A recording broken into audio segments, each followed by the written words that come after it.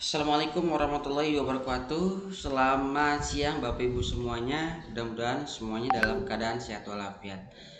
Oke Bapak Ibu semua, ada informasi terbaru dari webnya Tangerang ya. Ini ada informasi kelulusan dari seleksi P3K tahap 1 tahun 2024. Nah, informasi yang sudah saya dapatkan adalah saat ini yang pengumuman itu baru untuk teknis dan nakes ya Bapak Ibu semua. Nah, saya akan buka di sini untuk pengumuman yang P3K untuk teknis dan nakes yang ada di pemerintah Kabupaten Tangerang. Nah, ini kita langsung aja buka ke webnya tangerangkap.go.id. Kemudian kita buka di sini ada pengumuman. Nah, ini tadi saya sudah download. Nah, ini Bapak Ibu semua hasil seleksi pegawai pemerintah dengan perjanjian kerja tenaga teknis dan tenaga kesehatan tahap 1 di lingkungan pemerintah Kabupaten Tangerang untuk tahun anggaran 2024. Nah, jadi perlu Bapak Ibu ketahui informasi ini sudah ada itu pas di tahun penutupan tahun 2024, itu tepatnya di awal tahun baru ya, tahun 2025. Nah, ini diumumkan tanggal 31 Desember 2024 ya, dengan rincian sebagai berikut. Untuk P3K tenaga teknis itu yang hadir ada sekitar 3.436. Kemudian yang tidak hadir sekitar 16 orang.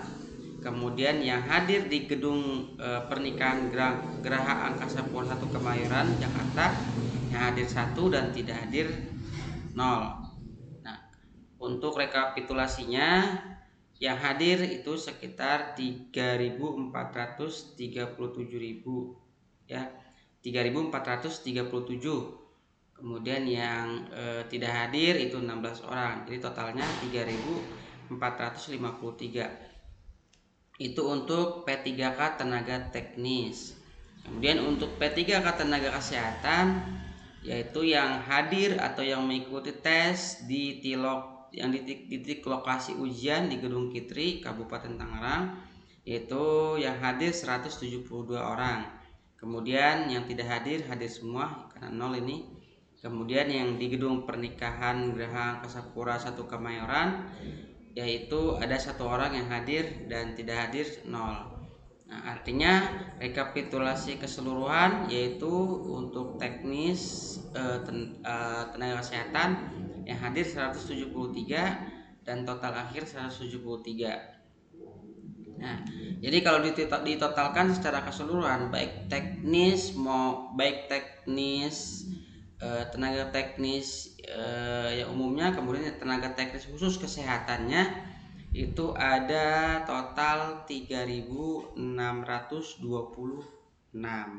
ya, total yang total akhir ya yang hadir.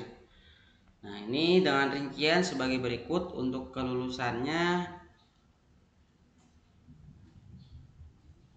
Nah, kemarin saya sudah jelaskan bahwa ketika Bapak Ibu melihat pengumuman nanti di akun SSCASN Bapak Ibu semua, itu nanti akan Bapak Ibu ketemui bahwa akan ada beberapa kode. Di sini ada 8 kode ya yang nanti Bapak Ibu akan ketemui.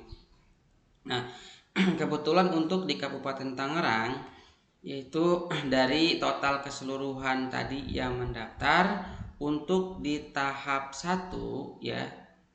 Untuk di tahap 1 itu sekitar 3.626 ya. Yang lulus itu ada sekitar 915 ya, 915. Ini dengan keterangan yang R2L-nya, artinya R2L itu peserta XTHK 2 menurut keputusan Menpan RB nomor 347 tahun 2024 ya. Keterangan R2-nya Sedangkan L-nya itu ke peserta yang lulus menurut Kemenpan RB nomor 347 2020. Artinya yang R2 garis miring L itu adalah peserta yang dinyatakan lulus ya. Peserta yang dinyatakan lulus dari kategori peserta XTHK 2 itu. Ini sekitar 404 orang peserta. Kemudian untuk yang R3L, R3 garis miring L itu sekitar 511. Artinya R3 ini adalah peserta non ASN yang terdata menurut keputusan Menpan RB nomor 347 tahun 2024. L-nya keterangannya lulus. Jadi R3 garis miring L artinya peserta yang mengikuti tes itu adalah peserta dengan kategori peserta non ASN yang terdata dalam database BKN yang dinyatakan lulus berjumlah 511. Seperti itu Bapak Ibu. Nah, kemudian ada juga yang kategori R2 ya. R2 kemudian 192 ini yang R2 artinya yang tidak lulus nih. Ini masih ada nih. R2 tapi yang belum lulus. Artinya formasinya belum dapat formasi. Kemudian R3 itu hampir 2330 peserta. Nah, ini masih lumayan banyak untuk wilayah Kabupaten Tangerang. Nah, dari penjelasan yang tadi, rekapitulasi tadi yang saya sampaikan ya Bapak Ibu. Nah, ini di bawahnya ini ada nama-nama peserta yang lulus ya. Nanti di bawah ada di bawahnya ini.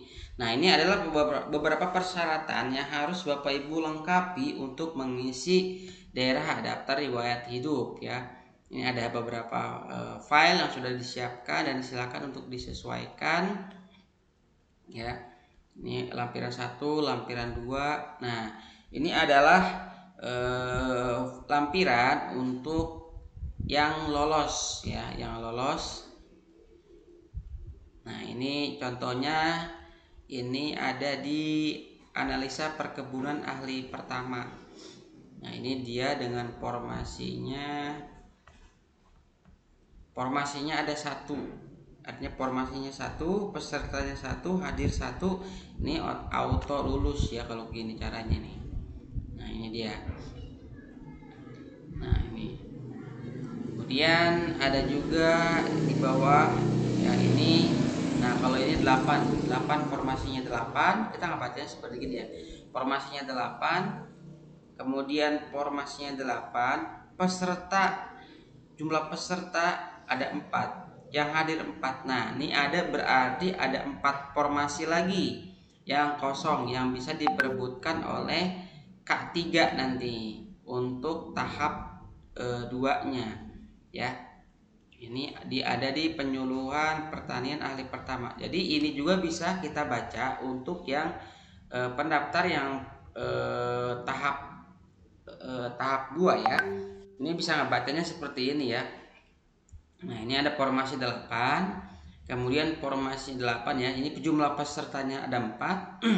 Yang hadir ada 4, yang tidak hadir 0. Artinya masih ada 4 kuota yang belum terisi. Nah, ini salah satu formasi yang nanti bisa diperebutkan oleh calon peserta P3K tahap 2. Nah, ini untuk di bagian penyuluhan pertanian ahli pertama. Nah, ini ya. Kemudian ini ada sama juga penyuluh ahli pertama. Nah, ini nanti Bapak Ibu bisa baca semuanya untuk menganalisa kekosongan yang ada di Kabupaten Tangerang untuk formasinya ya. Nanti Bapak Ibu bisa baca semua. Oke, mudah-mudahan informasi ini bermanfaat, dan jangan lupa bagi yang belum subscribe dan belum like, silakan di like, silakan di subscribe untuk informasi lebih lanjutnya.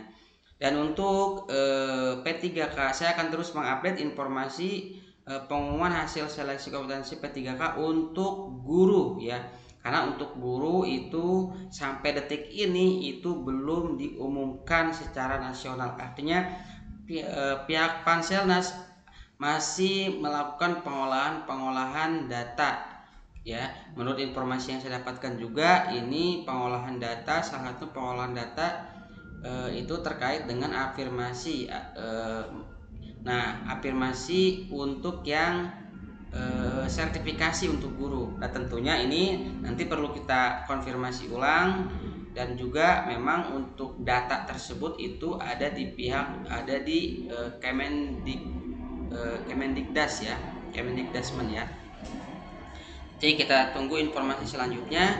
Mudah-mudahan semuanya bisa lolos dengan maksimal, bisa lolos sesuai dengan harapan kita. Kalaupun misalkan belum lolos, mudah-mudahan nanti di berikutnya ada kebijakan-kebijakan yang khusus untuk yang kategori R2 ataupun yang R3 gitu ya. Karena memang yang R2 itu masih ada ya, karena masih belum dapat formasi gitu, karena jumlah THK jumlah formasi dengan jumlah THK non ASN, THK kategori 2 itu lebih dikit ya dibandingkan dengan jumlah kuota. Tetapi mudah-mudahan semuanya bisa mendapatkan formasi sesuai yang diharapkan. Mudah-mudahan itu saja informasi yang bisa saya sampaikan. Kurang lebihnya, assalamualaikum warahmatullahi wabarakatuh.